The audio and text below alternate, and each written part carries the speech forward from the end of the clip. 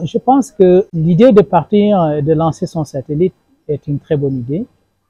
Je pense que si l'idée est bien réfléchie et qu'on a impliqué tous les acteurs, et quand j'appelle acteurs, c'est les opérateurs de téléphonie, c'est les fournisseurs d'accès Internet, c'est les agences gouvernementales comme l'armée, la police, tout ce qui est utilisateur potentiel de ce satellite. C'est pas une mauvaise idée que pour le Sénégal d'avoir son propre satellite. Maintenant, est-ce qu'il y a une infrastructure terrestre digne de ce nom pour servir ce satellite-là? C'est ce qui est le plus important. Est-ce qu'on a mis en place une agence qui va exploiter ce satellite? Est-ce qu'on a formé les gens qui vont exploiter ce satellite? Donc, si tout ça a été mis en place, oui, je pense qu'il est bienvenu ce satellite. Si ça n'a pas été mis en place, je pense qu'il fallait d'abord le faire avant de lancer le satellite pour que le satellite ne reste pas dans l'espace inutilisé. Parce qu'un satellite a une durée de vie. Voilà, il a une durée de vie de maximum 15 ans. Et donc, s'il prend 2 ans, 3 ans pour former l'infrastructure, former les gens, donc on aura perdu 3 ans dans la durée de vie du satellite. Donc, oui, c'est une bonne idée, mais il faut qu'elle soit bien préparée. Il n'y a pas nécessairement de taille de pays pour avoir un satellite. SES, avec lequel je suis, vient du Luxembourg. Luxembourg, c'est l'un des plus petits pays au monde. Et pourtant, c'est eux qui abritent le plus gros opérateur satellite au monde. Donc, c'est pas une question de taille. Je pense que c'est une question d'organisation et de préparation. Est-ce qu'on est bien organisé et préparé pour avoir un satellite? Et c'est quoi l'objectif de ce satellite-là? Qui sont les utilisateurs de ce satellite? Est-ce qu'on a fait cette étude de marché pour savoir qui a besoin du satellite?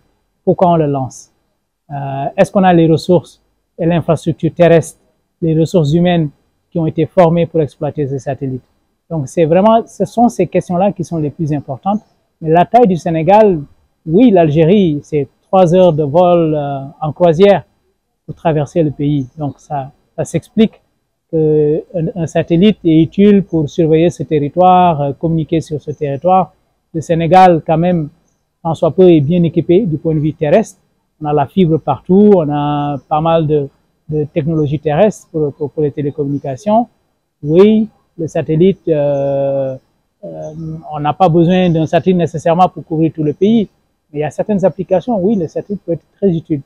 Donc la question n'est pas l'utilité du satellite ou la taille du pays, c'est est-ce qu'on a bien défini les objectifs, est-ce qu'on a les ressources, on a préparé les gens, on a préparé l'équipement terrestre pour appuyer et supporter ce satellite. Donc, ce satellite sert à quoi? Plusieurs applications. Les satellites, il y a des satellites de télécommunication. Je ne sais pas celui du Sénégal, est-ce qu'il est destiné pour les télécoms? Il y a des satellites pour l'environnement. Il y a des satellites pour la géolocalisation.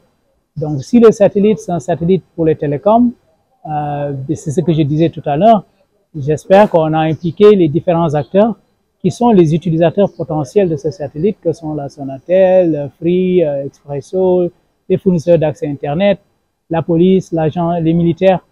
Est-ce que tous ces acteurs-là ont été impliqués? Ils ont exprimé leurs besoins? Est-ce qu'on aura la bande passante utilisée dès le lancement? Sinon, est-ce qu'il faut commercialiser cela? Est-ce qu'on a les ressources pour commercialiser cela? Donc, il y a pas mal de questions qu'il fallait se poser et résoudre.